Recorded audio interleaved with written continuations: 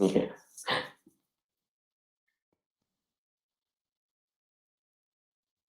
Wayne is joining in, Mark, so we can wait for one more minute, okay?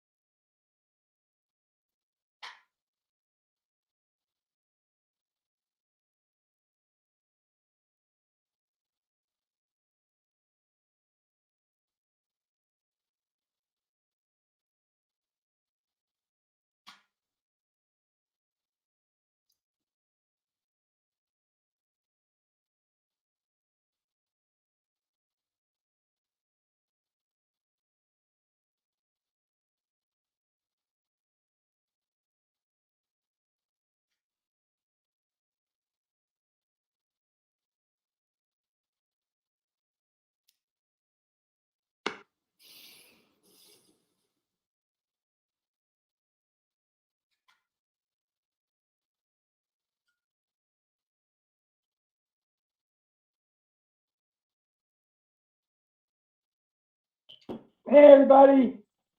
Hey there, Tony. How you doing? The broadcast is now starting. All attendees are in listen-only mode. Well, hi everybody. We got Wayne and Mark and Areve, and Areve's got a new baby. Areve, could you show us a picture today sometime? That would be so cool. And our special guest today, Tony Hill. Tony, how you doing? Hi, Wayne. Great to meet you. Good to meet you. And I can tell by the accent that I think you're from either Norway or Sweden. Oh, no. I think it's Australia. Southern Hemisphere. Yeah. And what part of Australia are you in? Well, I'm going to show people a little image of that when I do my presentation, but we're in the East Coast pretty much. Just we off can the wait. coast. We can wait that. We can wait on that. For everybody coming in, and there's a bunch of you out there, please put your questions in anytime you have them. We sure thank you for being here. I know Tony has actually been promoting this a little bit to his group, and we certainly have to ours, and this is going to be a lot of fun. I think we're going to do a little bit of just an introduction, brief interview session, and then Tony's got about a 20-minute presentation or somewhere in that range. And then we'll probably end up with more questions. And guess what? I would be so excited if all the questions came from you people in the audience, none from me and from our team. So please be thinking about questions. There is never a bad one. Every question is good. And Tony, you've probably met both Mark and Areve now. They're both going to be helping us. All you and I have to do is worry about talking to this wonderful audience, and we'll let them do all the work in the background. So, fantastic. Sounds great. So Tony is in Australia, and he's going to tell us about where and give us a little bit more info. You can see that he has some farming activities. You can see that clearly. And I'm just going to start out a little bit about family. Tell us a little bit about your family situation, Tony. Yeah, sure. So that image that you've been using on the promotions is actually my wife, Jane Keeney. So anyone who's looked closely will recognise that that's not actually Tony Hill. But that's Jane harvesting some of her horticulture crop there. She's currently very focused on producing garlic. So garlic is the name of the game in this area, and it turns out that we're at a higher elevation here, and so the climate is quite well suited to garlic, and we're part of a local garlic growing cooperative who are helping each other to build up their skills. So that's my wife, Jane, and she and I are the ones who live here on the farm. That picture you're pointing to next to me is one of my colleagues, Brian Welberg, but that's not a picture of me with the cattle. But we have done some cattle grazing here. In 2016, our local area was subject to a very severe shortage of rainfall, and so we made the decision to entirely destock our 40 hectares, and so we haven't had any livestock here for the last 5 years or so. It's been fascinating to watch what's happened in the pastures during the dry times, and then over the last 12 months since we've had a lot more rain, and seeing where we're going with that. So we're in an area that's about an hour's drive from the national capital, but that puts us in a country location. There's a range of different sized properties here. Some people are small like us, and there's some bigger traditional farming properties as well in the area. Awesome.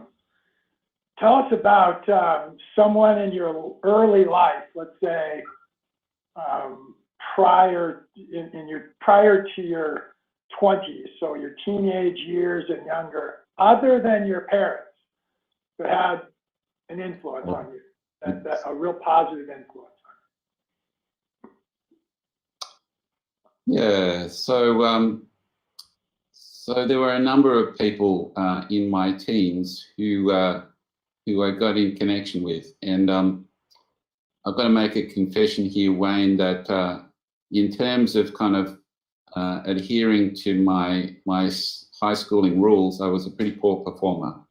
So I didn't like the arrangements that were applied to my high school arrangements, and so I was working pretty hard to move myself on from high school into a different arena.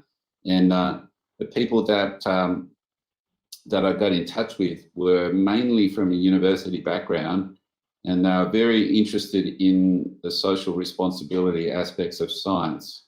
In fact, they had a society called SSRS, Society for Social Responsibility in Science, and they were concerned about a bundle of unintended consequences of science, but particularly the sort of environmental issues. So my high school years were pretty much winding up in the early 1970s, and that is the first time that I started to hear about the potential impacts of warming of the atmosphere and carbon dioxide and greenhouse gas effects. So it was my association with those people that really kindled my interest in the environmental aspects of life.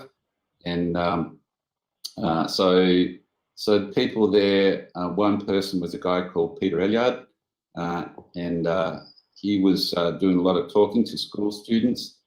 And then there was another guy called Jeremy Evans, and Jeremy was actually a lecturer at the Australian National University. And Jeremy, combined with some other people, set up the first university-based environmental course in Australia. And so I was a student in that course when I finally managed to get my matriculation and dive into the university side of my education. So they had a big influence on me. Awesome. You know, I would tell you, out of the 1,000+ speakers that we've had the pleasure of having with us here over the last 5 years, way more than 50%, I'm not going to give a specific number, but would say that they frankly didn't do that well in let's say, call it, you know, we talk to people all over the world, some places it's called high school, some places it's called, you know, by different names, but let's say, that's why I said pre-20s really. So it's not unusual. What about something you've read recently, and let's just say it's related to your outlook on farming and ranching, that you really would recommend, whether it's a book or a blog or you name it, something you've read that you could recommend. So there's quite a few things that I've read in the last few years that have been very helpful in terms of regenerative agriculture, but I'll just pick on one that I picked up from last Christmas. And this is a book titled Songlines that's sitting on my table here. And I'm only halfway through reading the book, so I've been not very well performed at that. But this is the first in a series of books published by the Australian National Museum that tries to link Western and Indigenous Aboriginal understanding of our continent. And so I found that book one of the most challenging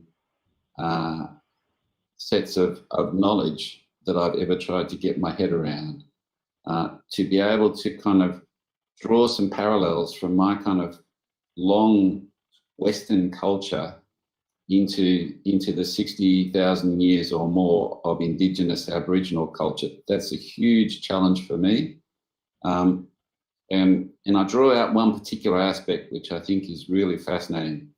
So as I was educated and grew up in the British kind of outlook on the world, that Anglo perspective, the idea of celebrating, a paganist outlook on the world was completely kind of ruled out.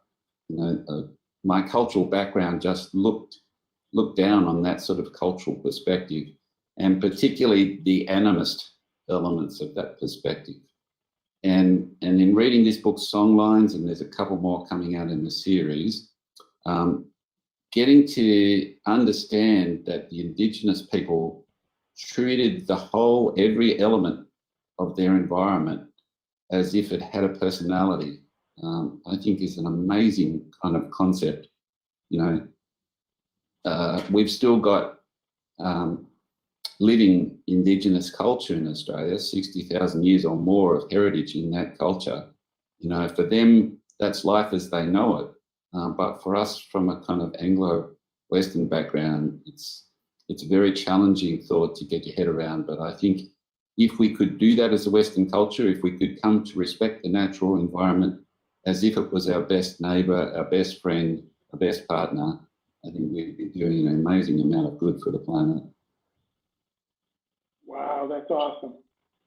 If you know this number, or even brought, even in the atmosphere of where it's at, tell us. If not, don't feel bad and just say, yeah, I don't know. And maybe, Mark, you could even look it up, maybe, about how many Aboriginals are still in Australia living in their homelands, rather than, I don't mean ones that are now living in the big cities and such, and basically taken on a Western culture. Is it a very small number, or do you have any idea on the number? So the thing about this is that the degree to which Aboriginal people have been able to pursue their own cultural identity has gone through a suppression phase. So white occupation of Australia has happened over 200 years ago, and for the first part of that, the Indigenous culture went through a huge suppression in all sorts of ways and all sorts of very nasty events, and it was actually like a military occupation. So every attempt was made by the new settlers to suppress Indigenous culture, and it's only very recently that the whole nation has really started to get its head around how to respect that culture and maybe even take value from it. And so it's only been recently, like in the last 20 years, that Aboriginal people have felt supported and free to explore that culture and promote it, and within their own circles. Of course, that varies a lot depending on what part of the country you're in. some parts of the country, that process has been going pretty well. But, come back to numbers, Indigenous people now only make up, 1 or 2% of the Australian population. So they're a pretty small number of people compared to, a population of 25, 30 million. So, but it's now starting to happen well. And one interesting example of this is that Australia suffered what could be termed mega fires in the 2019-20 fire season in Australia. And as a result of that, there's been a re-enthusiasm for understanding how fire operates in the landscape. And there's a few Indigenous communities who are working to get that as a kind of educational thing for the rest of the community, almost as a business. So I've been along to 1 or 2 sessions that have been run by Indigenous people, trying to enlighten us on how the Indigenous culture used fire in the landscape. And in some circumstances, there's been some very successful results out of that. It's a very controversial area because to some extent people are very nervous of what fire can do in the landscape and the amount of damage it can do. Very cool. Mark or Eve or anybody in the audience, if you would, look up and see sort of what Aboriginal numbers in Australia were prior to white settling. By the way, I don't know that I could come up with that number for North America either. And obviously here it's been, 400 years, shoot, more than that now, maybe almost 600 years that there's been, heavy white settling. And so, again, I wouldn't know that number for North America, but I would be curious as to what the number was in Australia. Anyway, one last question, and then you're going to go to your presentation. But before I do that, audience, I want to get you engaged. There's a bunch of you out there.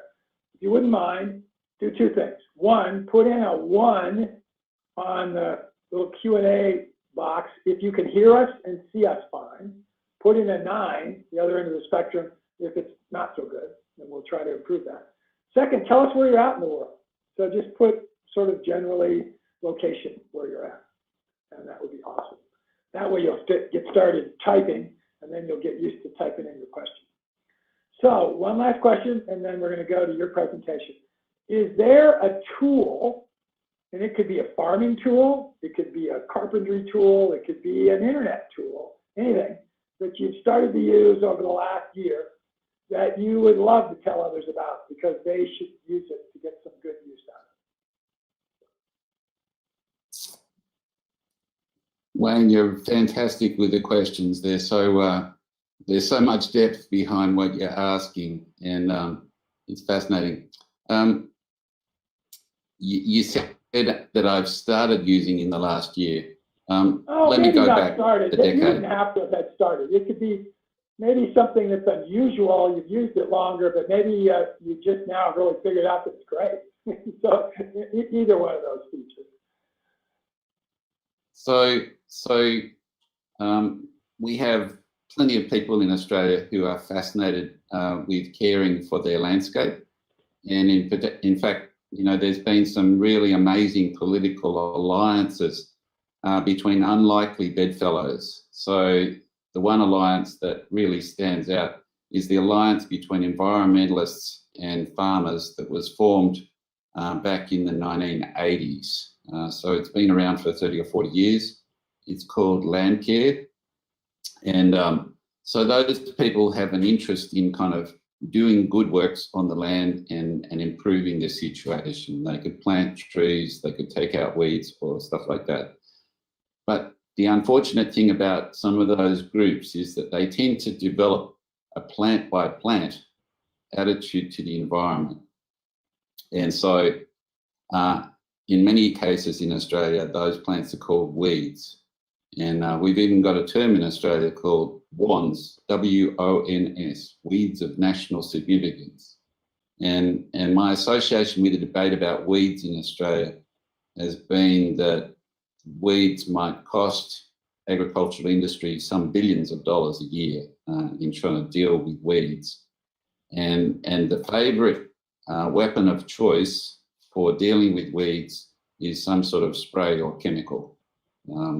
And so, you know, a lot of Australia is treated on a regular basis with various sorts of sprays. We came to our block of land in 2009, so we've been here about 11 years. And we get visits from our local government weed inspector about every 3 years to make sure that we're looking after the place and we're not creating a problem for everybody else in terms of these weeds of national significance. And so in dealing with that situation, we have to war on particular species of plants. We have to go, well, you know, you're a weed, you're classified as a weed under the national significance arena, and we've got to do something about you. Otherwise, our local government will come in and order us to do something about these weed infestations at our expense.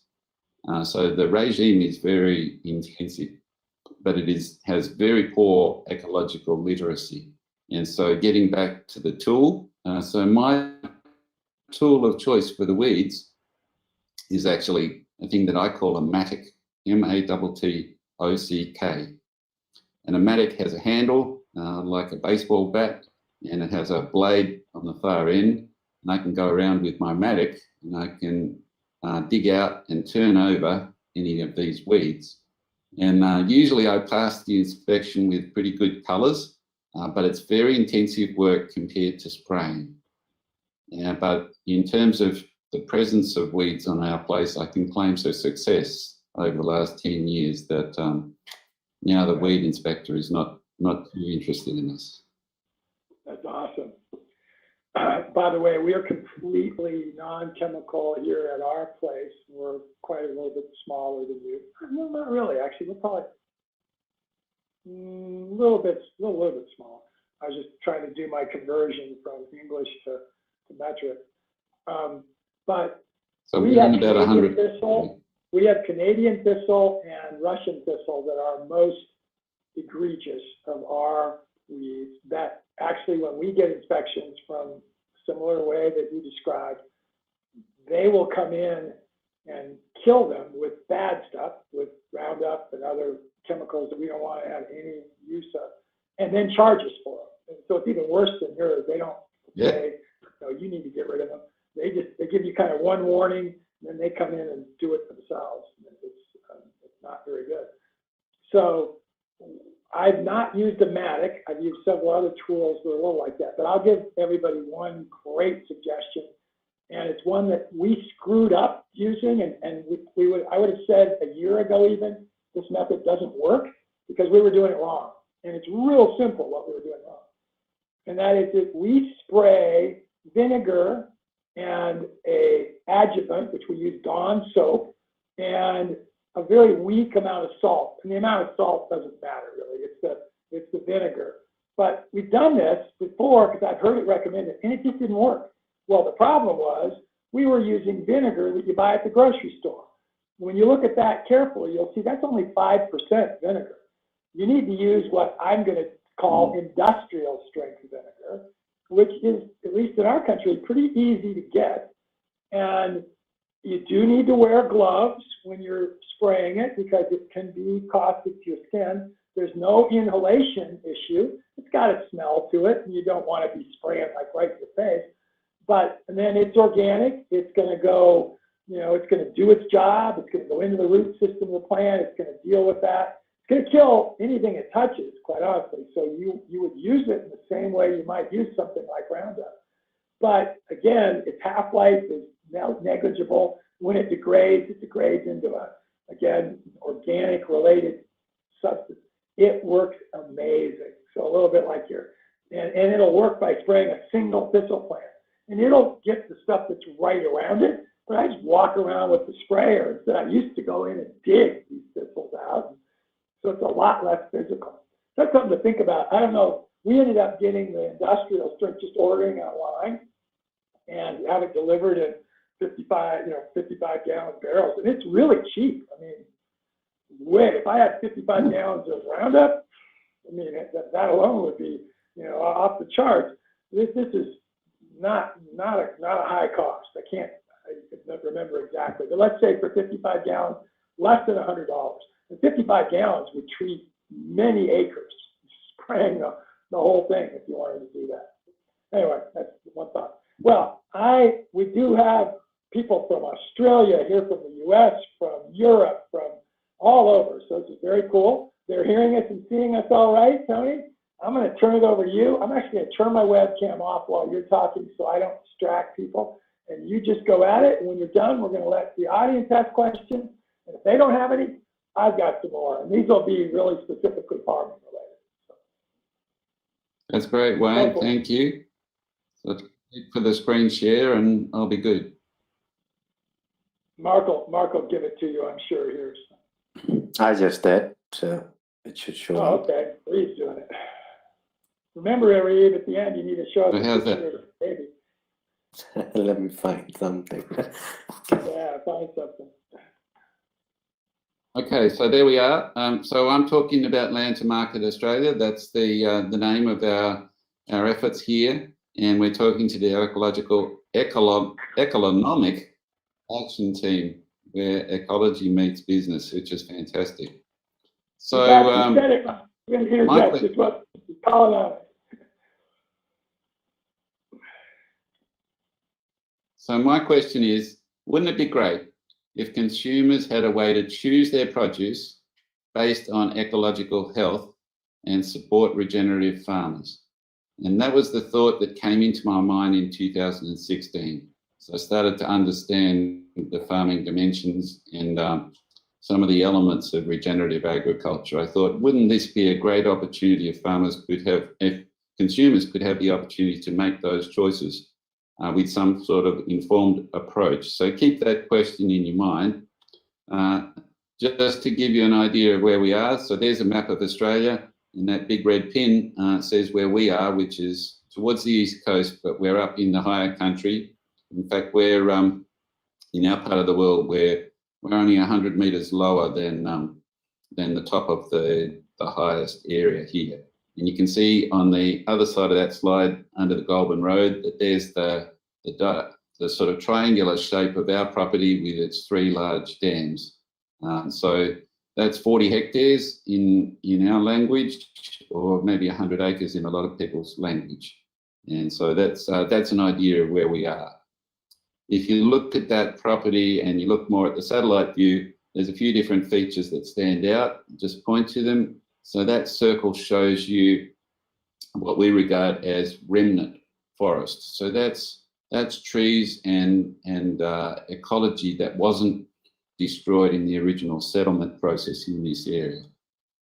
That area over there is what we regard as regrowth forests. So that's all stuff that's regenerated in the last 40 or 50 years. And so it's relatively small trees, that area.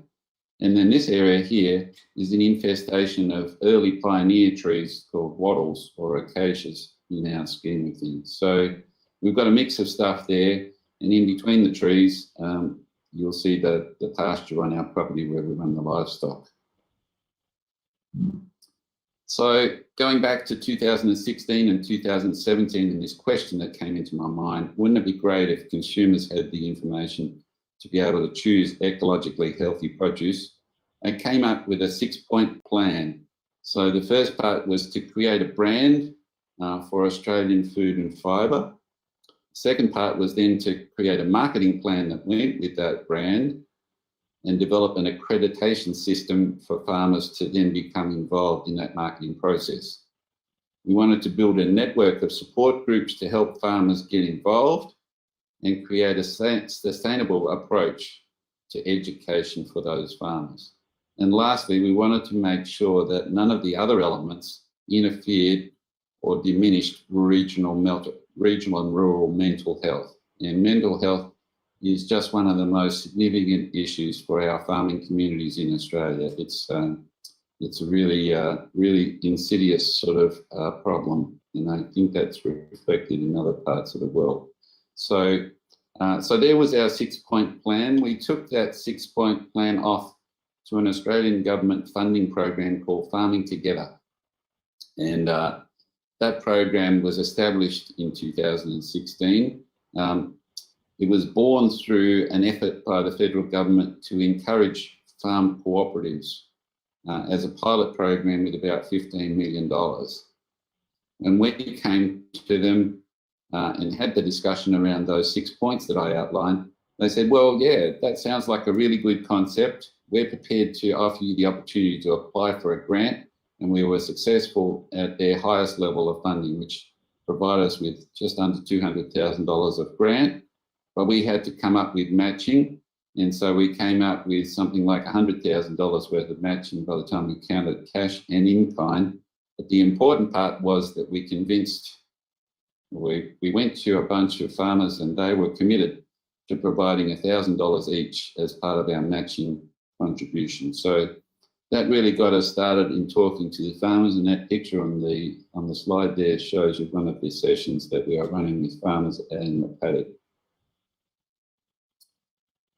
We also took them to workshops where we introduced them to information about what we were doing, and one of the most important parts was the social interaction over dinner, where we ran a number of social events. Ultimately, our project was about feasibility and detailed planning. So we were taking those 6 points that I initially talked about, working them through with our constituency of farmers and coming up with the feasibility of whether we could undertake that 6-point plan that I talked about. Excuse me. So our feasibility included study of the farmer accreditation process, what sort of mechanisms we could use to remunerate farmers in that arrangement, and then making sure that we were looking after the mental health aspects as well. We're able to conduct some detailed planning through development of a marketing plan. We came up with a corporate structure and ultimately a business plan to go through that. So that gave us a very sound springboard for going forward. And so there's on the slide is one of the workshops we had with our farmers to discuss those elements of feasibility and detailed planning. Fast forward now to where we are now established as an organisation, and we have hosted the first ever generalised discussion of regenerative agriculture at this conference held in March 2021 in a regional part of Australia. And as you see, we've got a very full audience. We're hugely fortunate because it turns out that those dates of March 2021 was just between the two COVID lockdowns for Australia. So we managed to sneak in there with a face-to-face event, and the atmosphere in that event was just electric. Everybody was so enthusiastic. We had a day of speaking from leading regenerative agriculture thinkers in Australia, and then we took people out on bus trips and field trips to various locations around the area. Of course, as there was the social and the eating part of those field trips, which was fantastic. And this is the sort of vision that people were able to get, the sort of fence line comparisons of what was happening on one side of the fence compared to what was happening on the other side of the fence. So what we were able to establish out of the grant was called the Australian Holistic Management Cooperative. So we're putting it right out there that this was a holistic management perspective that we were taking. After a few rounds of discussion with the Co-ops Registrar in our part of Australia, we got this cooperative newly established in 2018. And it was established with the purpose of implementing these two factors: ecological outcome verification as the accreditation part of the process, and then Land to Market Australia as the branding part of the process. Right now, we're up to around 50 members, and we're monitoring around 50,000 hectares of land. And according to my statistics, we've got about 50% of those members' farms are now verified under the ecological outcome verification. So we're making considerable progress on the farming side of that equation. But this all comes back to regenerative agriculture. When I put together those 6 points back in 2016, the term regenerative agriculture wasn't commonly understood or commonly used. And now, as the enthusiasm for regenerative agriculture is growing, it's become a bit of a battleground for who's going to kind of have the strongest claims to this, you know, whether that's going to be farmers or whether it's going to be businesses. we would love to see consumers right in the mix there. So what is regenerative agriculture? And I take this diagram directly from the Savory Institute view of the world. So on the left-hand side of the slide there, you can see that we have a potential G-generating system where soil is degrading, biodiversity is decreasing, and water is evaporating. And in those circumstances, droughts and floods and fires become a huge problem. Now, many of people have moved their understanding from saying, well, we need to avoid this degenerating situation because of all the problems. Let's see if we can move into a sustainable state. But of course, the tricky part is that if the environment is already to some extent degraded and you just want to sustain that situation, you're not going to make any progress.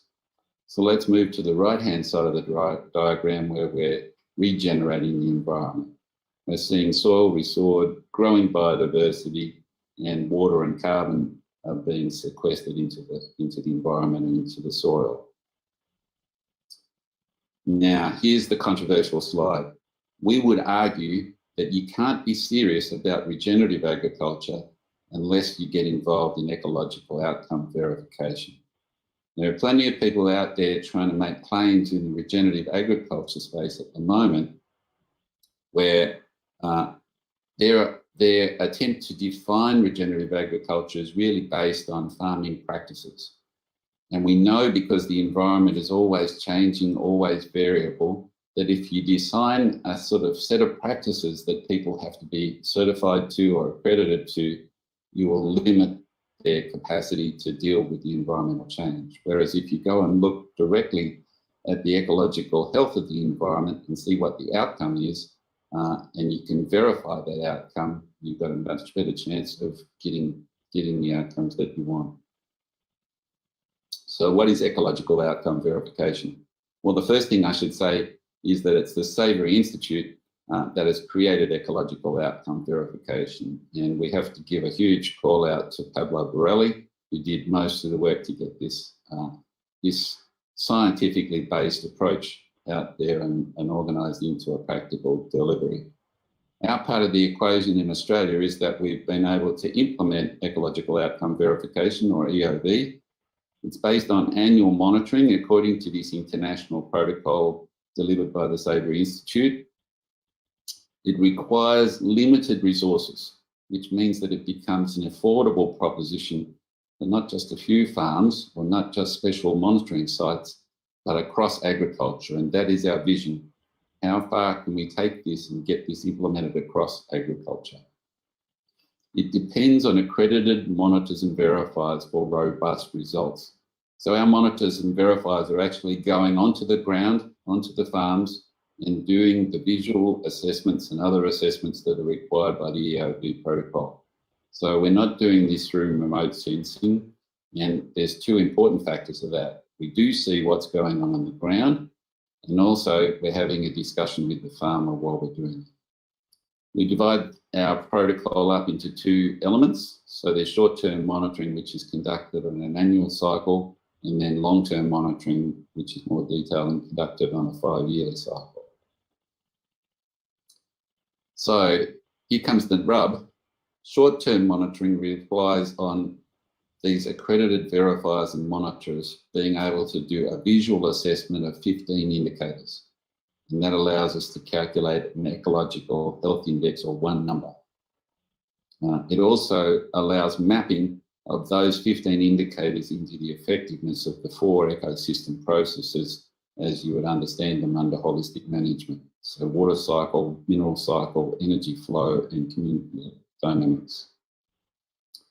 So the long-term monitoring, which is more detailed, includes that ecological health index assessment, but it adds a careful assessment of pasture species biodiversity, and it adds some measures of soil health as well.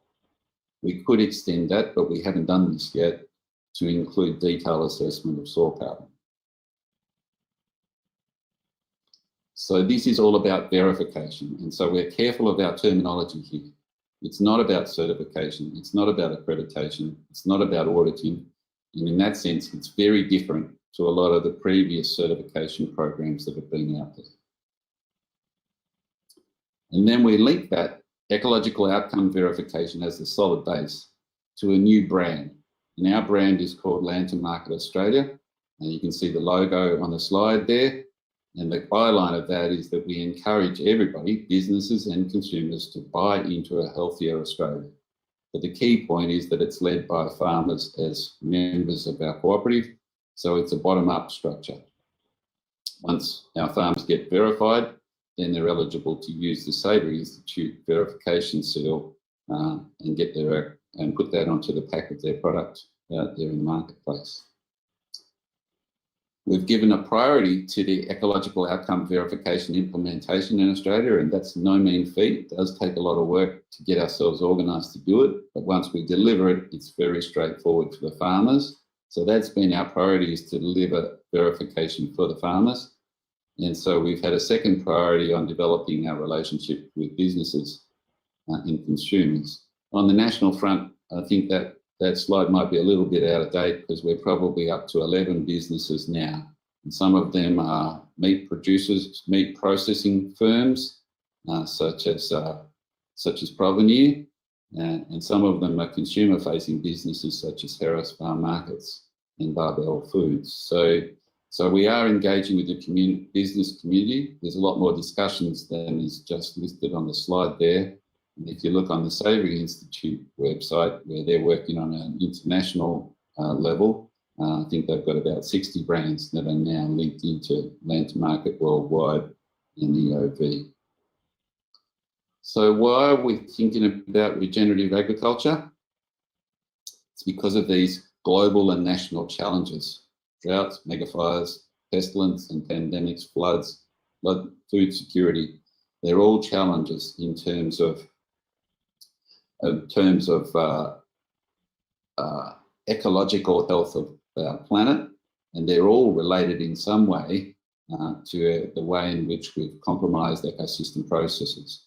So if we can get a resilient environment, a resilient ecological context, that will not only help these planetary problems, but it will also create the healthiest environment that we have for our food and fibre produce. And I would just like to finish that part of the discussion on one point. There's a lot of people concerned about animal welfare, and they ask the question, well, aren't you guys concerned about animal welfare? And like any individual on the planet, they're concerned about animal welfare, of course. But the point I would make is that the most beneficial thing that you can do for livestock is to put them in an environment where they can maintain their own health without artificial support. In that situation, as evolution has proved over the centuries and the millennia, animals will be able to maintain their own health. And if they do that in a healthy environment, they will then contribute to human health by being part of a healthy food chain. So I think I'll stop there, and I'm happy to answer any questions. I'm going to turn my webcam back on, and that was just awesome. We really appreciate it. And I know there already are some questions from the audience, so I'm going to go right to them.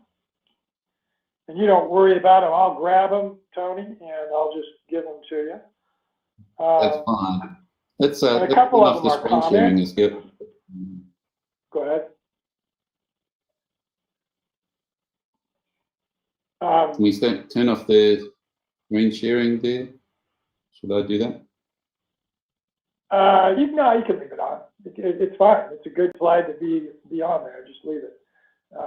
Okay. All right. It's a good place. This is a comment. These are people that I'm sure know you. Hi, Tony and Wayne, from Donna and James Winter Irving, Nagambi, Victoria, Australia.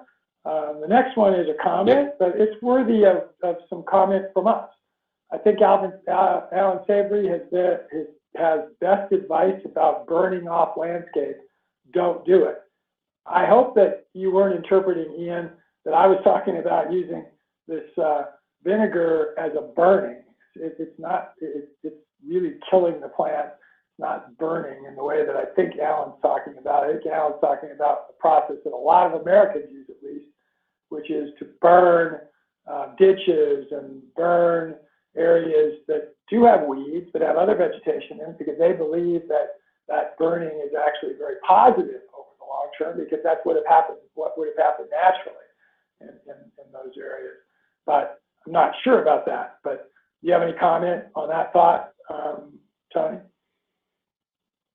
Absolutely. So, you know, I'm very much coming at the questions of ecology and the tools that can be used to manage the natural environment from a holistic management perspective.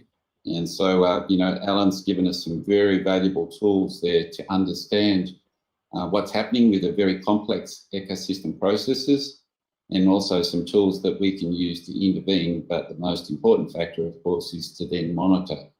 And so I think people kind of maybe get the wrong idea of holistic management from that point of view. They think that it's a prescription that you should use or not use particular tools. And maybe they've come to that realization because of a lot of the certification and accreditation programs that have been out there. But from my point of view, the most important thing is to monitor the effect. Now, you know, what can we say about Indigenous burning in Australia in that environment?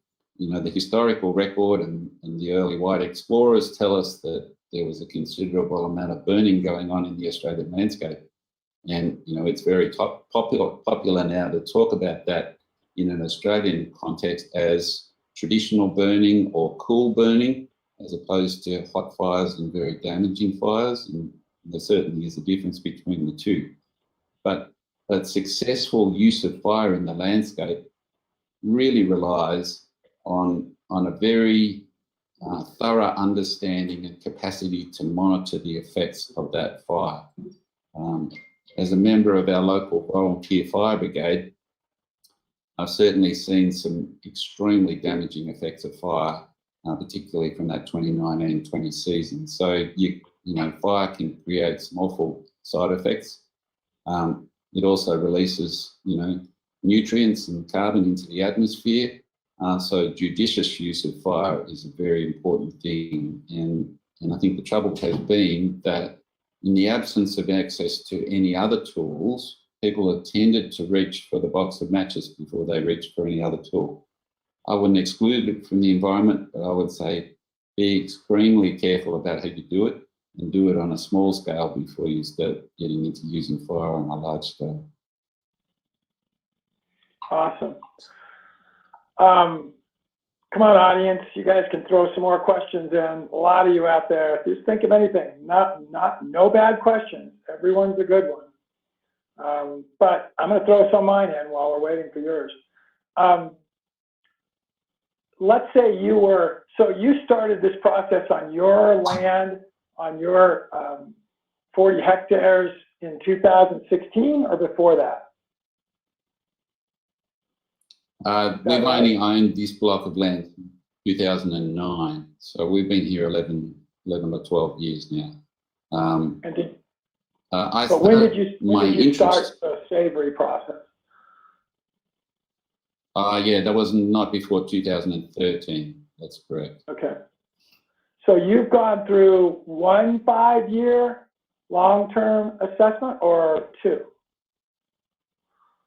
No, we've only managed to get 1 baseline for long-term at the moment, and 2 other sets of short-term, 3 years of monitoring, yeah. And if you look down the road 20 years, tell us what you just broadly see will be different if you're still maintaining the verification that you want to have for your land. I can see that right now in my own kind of looking at the pasture, but a crucial concept gets involved here, and it depends on the phrase. And a lot of people use that phrase, seeing is believing. Now, you know, getting the right sequence of events in terms of that is very, very important. So a lot of people, I think, you know, our traditional approach is that we will believe things when we see them. Now, the difference is being able to see things and then believe them. And so now that I walk around my pastures, you know, with the experience of the holistic management education and more literacy from ecological outcome verification, I can see parts of my pasture that are just amazing. They're a huge contrast.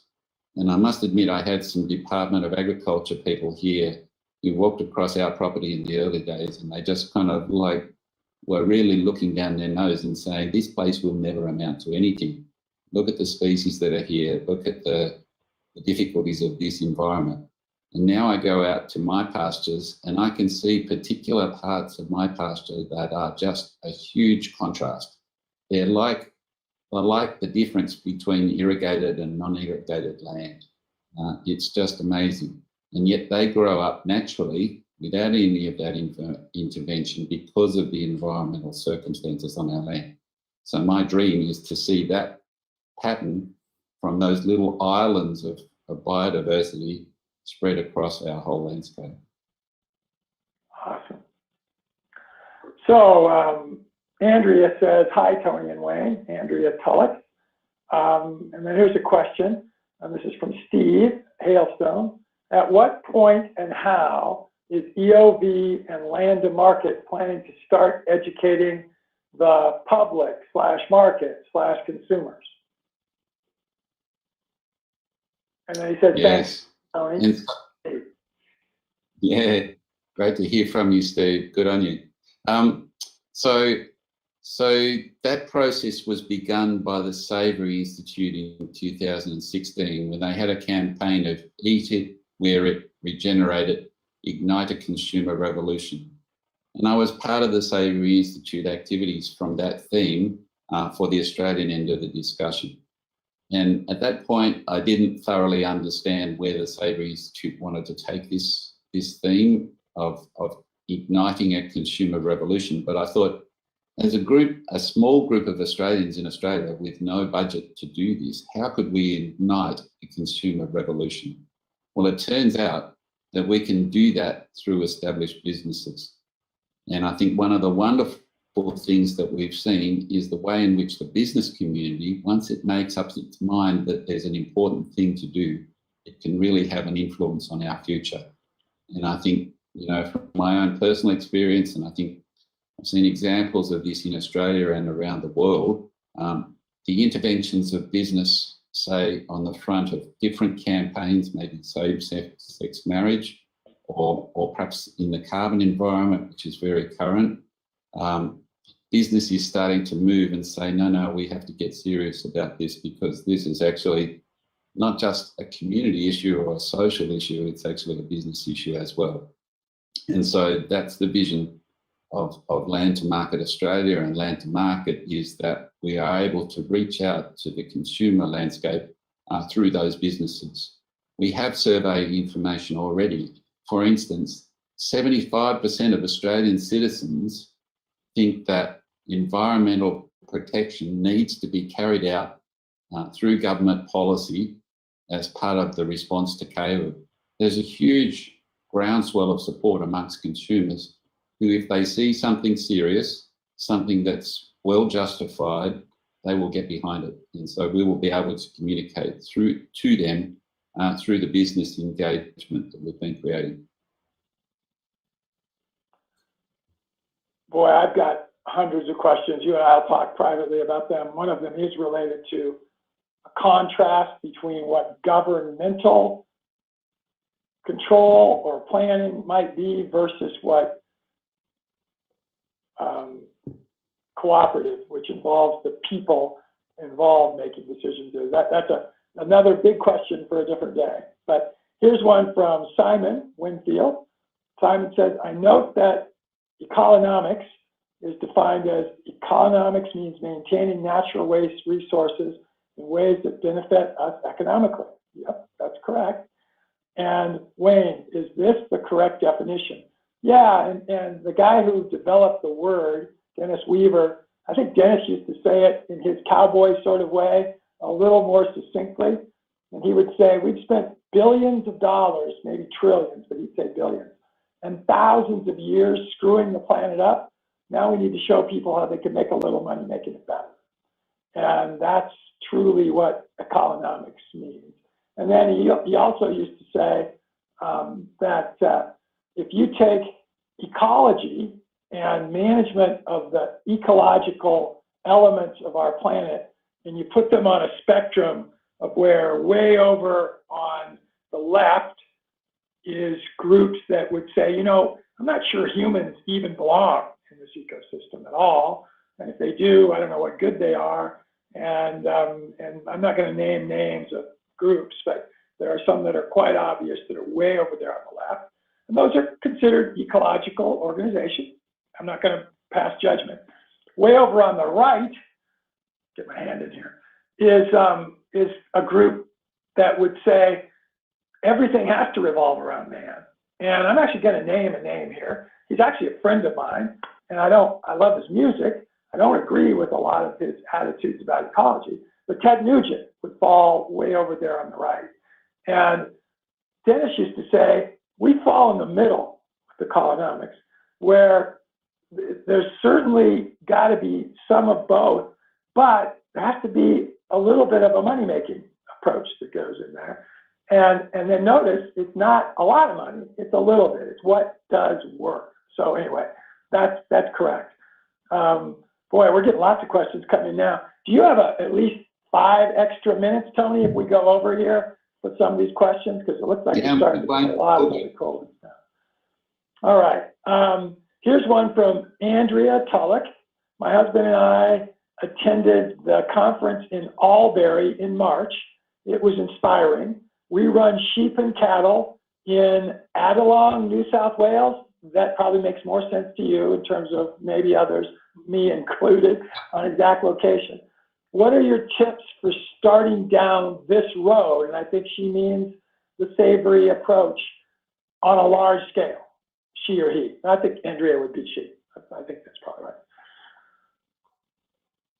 Yeah, it's a really nice idea to start on a large scale because that potentially has large effects. But for a lot of people starting out, and I've heard this from people who are well respected, so many of us will admit that we don't understand all the forces that we're trying to deal with. And there was a little bit of an implication in what you just said, Wayne, of this historical perspective that people are somehow separate from nature. And I think we've just got to move along from that position.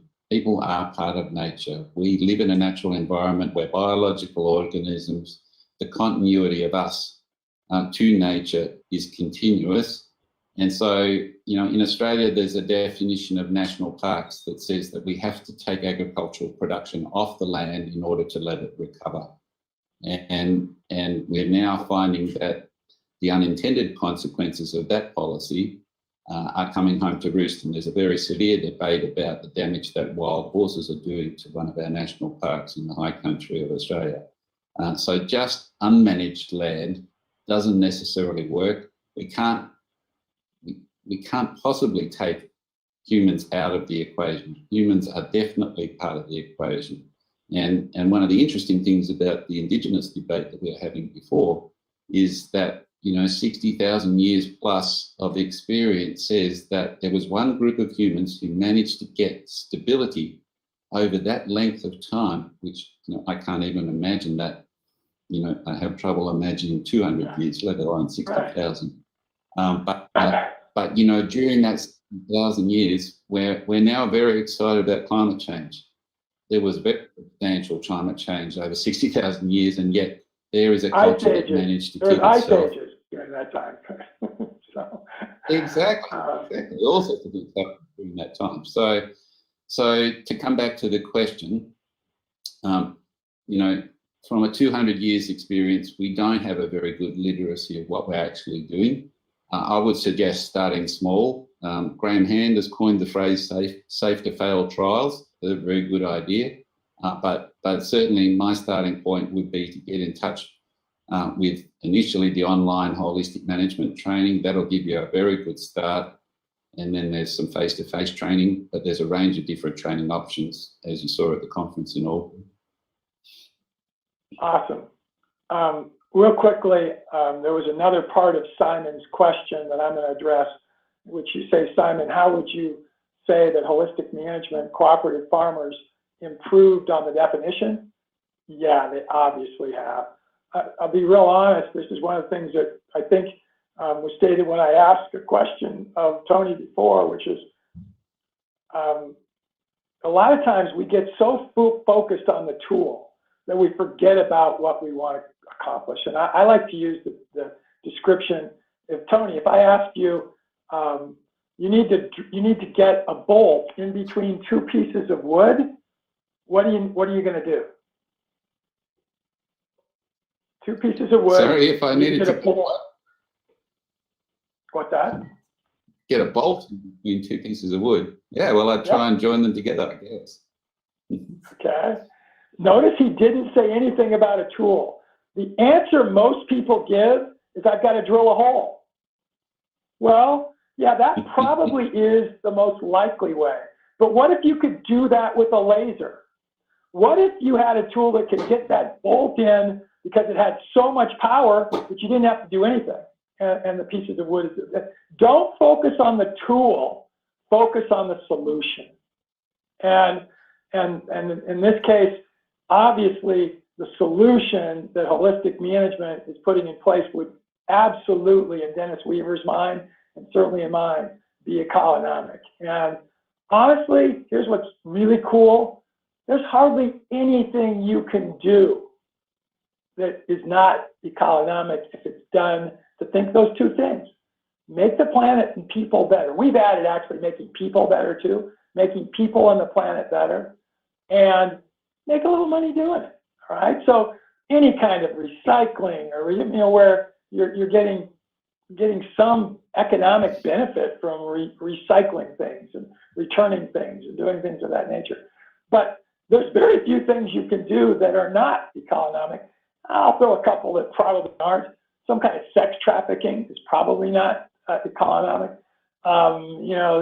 There probably would be, things in the non-ecological realm that would not be considered economic. But anyway, yes, absolutely, way economic. All right, here's another question for you. What is required? This is a great one. And I would have asked this. What is required for one to become an EOV educator / verifier? And how long will it take to become accredited? And this is coming from Musa. Yeah, thanks, Lisa. The answer to that, in perhaps a lighthearted way, is it's as long as a piece of string, because you have to get that ecological literacy. You have to understand and be able to see and break through your own beliefs to see what is actually happening out there in the ecology. So that's the most important factor. According to the book, you can get in touch with the kind of theoretical base or the knowledge base behind EOV as a monitor in a 4-day course. But then you have to spend enough time in the field, a kind of an apprenticeship situation, to be able to understand what you're actually seeing in the environment and be able to do those visual assessments properly. That is a continuous process. We've got some great people who we're just training up to be part of the monitor process at the moment. They come with very strong backgrounds, all sorts of different backgrounds, but very helpful information. Some of them take to this very quickly if they've got a strong background. Other people take a bit longer by the time they're apprenticed to it. Awesome. So Ian threw in a little bit more of a comment on the burning side of things, and then just throw it out. Thanks, wood chipping and making charcoal via smokeless pyrolysis would be much better than burning off. His comment, I'm not going to add any opinion, but it requires people to actively work in the forest. National parks are ruining our landscape because people are kept off, and this must be Australian description. That's, by the way, that's not the case in the United States, the national forest. People don't realize it, but most national forests are used for grazing. They're leased. They're used for a whole wide variety. Not always in the best way, but they're used in that way. People kept off. People need to holistically manage forests. I don't think Tony would disagree with that at all. Tony, one more from me.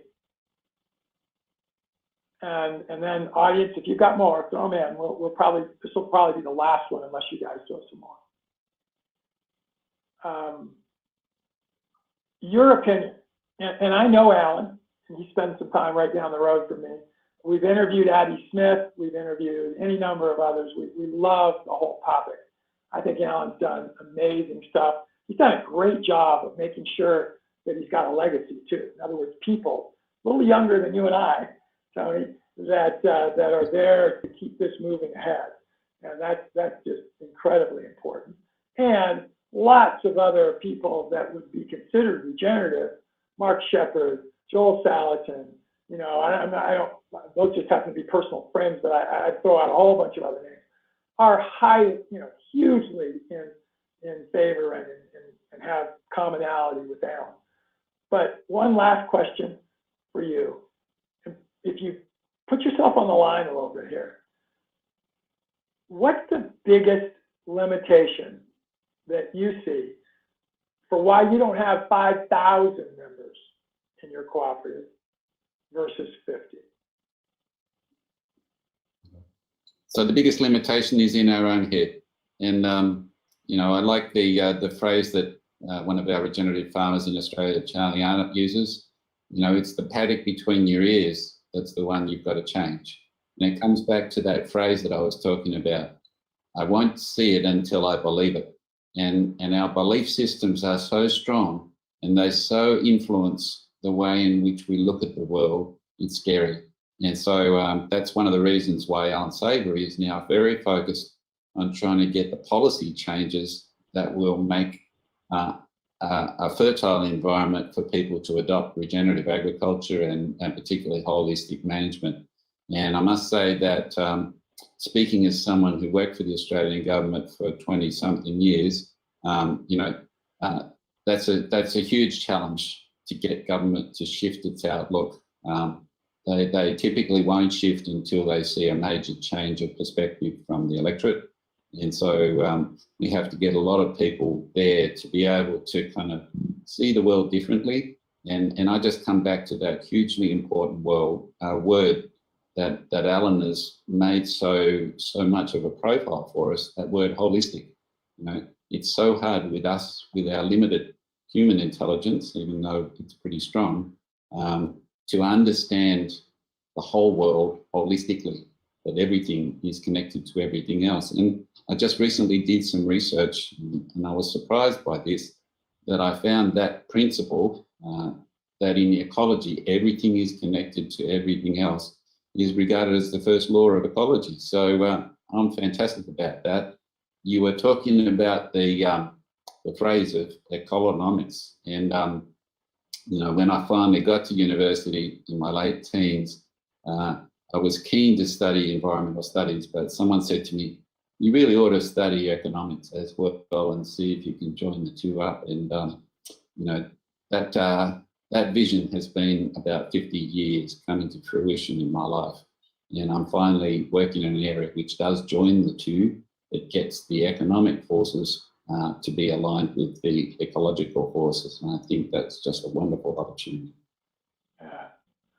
And I'm now going to answer my own question from a perspective of an observer and not someone living in it. And you just hit on it at the very end, is that you're absolutely right that it's what's between the ears and a change of mentality. But I think the only way you're going to get to that at a big scale is you've got to have more money that goes into the whole process. And as long as we have the trillions that are going into companies like Monsanto and Cargill and others who have a whole different philosophy of the way that we ought to be feeding our planet, we can't win, or we can't win big. And we will keep having Acres USA conferences that haven't had any increase in numbers in over 25 years. We'll keep seeing elitists, and I'm not saying that in a negative way, like ourselves, that are trying to do good things. And we have done good things, but we haven't been able to show people at a bigger level to get it in between their ears. And so I hope that Alan and others find billionaires who literally don't want to run the show. They don't want to, they want to put enough money, and maybe it's just $1 billion $1 heirs, to put $1 billion or more in, to where you don't get a $150,000 grant to do what you did, plus all the money that got put in. You put 3 more zeros at the end of that. And just think what you would have been able to do Yeah. to get in between people's ears and into their minds. So, and that's when we'll see a revolution.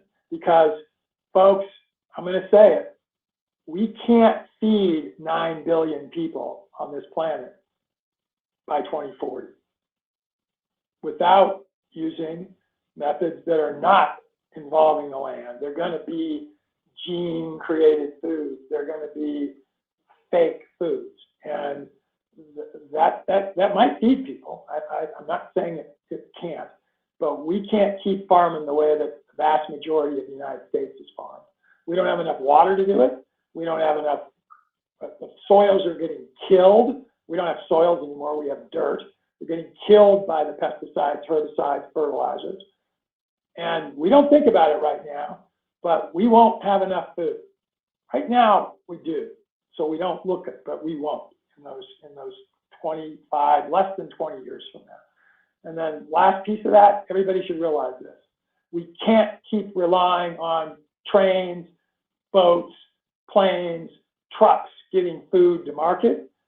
In the United States, in any major city, if the supply of food was cut off from trucks and trailers and planes and trains, people would be killing each other in the streets in 3 days, because that's all the food that we've got stored.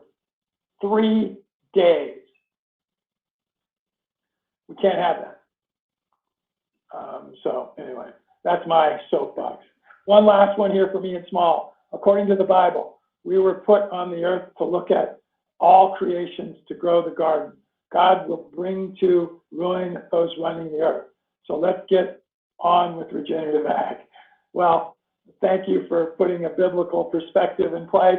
Again, that's another discussion and much longer. And there are other spiritualities that have their views.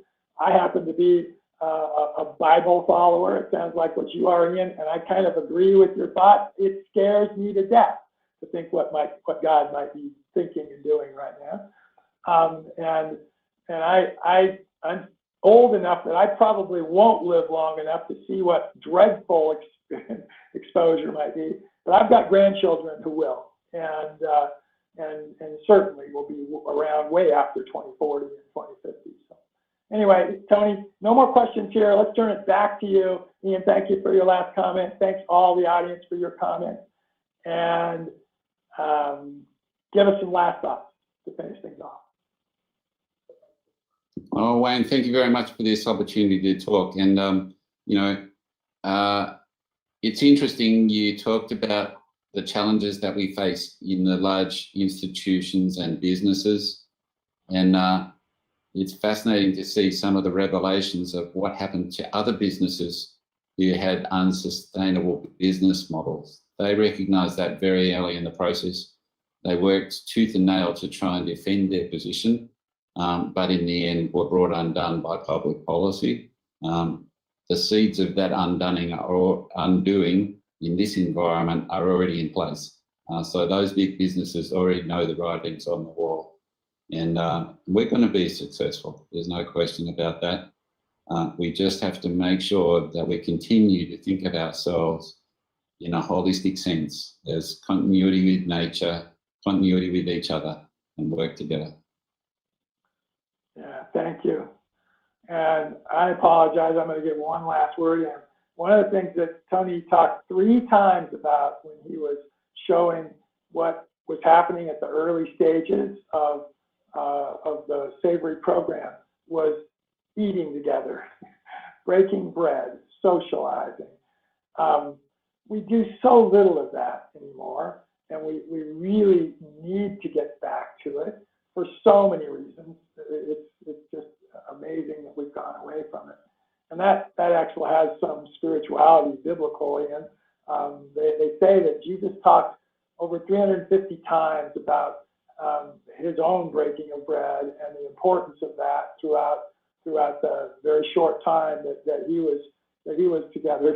Let's eat together, yes. He says here, and we've gotten away from that, and we really need to come back. And again, it isn't unique to the biblical spirituality. Muslim spirituality teaches a similar sort of thing, and Hindu spirituality and so on. But we're just not doing it anymore, and that's a good one. Tony, this has been awesome. Mark, you've been great. Audience, you've been great. Great questions. Almost all of you stuck around this whole time. That's always great. This will be a replay. It'll be out in a couple of days. Tell everybody about it. This was an amazing situation. Tony, please know you're welcome to come here to my place. If you get into watching any of our webinars, you'll see that I have a very unique place that I think, if it was in a verification status through Savory program, could look pretty good. Completely self-sustaining. I have the advantage of being in control of the entire ecosystem, meaning from the water, everything else for the land that I manage, so I don't have to worry about other people screwing it up from upgrading of me. That's always a good one. And I took a really ugly piece of property that I bought in 2006, heavily overgrazed cattle field, to being nirvana today. And other people, this is other people's words, have told me this many, many times. And it was just because I didn't know squat about what Tony and I have been talking about. I had feelings about it, and I thought that I lived a lot of the little things about it. But boy, listening to Alan and to Joel and to Mark and to Jeff Lawton and to Doherty and any number of others has just really changed. And it's not costly either, by the way, and it can be economic. We make a little money on this place. It isn't just some thing to look at and be pretty. So thanks, everybody. And Robert, you were conspicuously quiet. We have one of our regulars, Robert, who usually puts in lots of references and stuff, and he just said thank you. And that's very cool. Thanks. We will talk again, at least privately, and we love it, Tony. You even just tell us when you'd like to come on again and tell us about advances and promote the Savory process, because we would love to endorse it and promote it as much as we can help you do. Thank you so much, Wayne. Congratulations on all your work. Well, thank you. And Mark, take us out, my friend.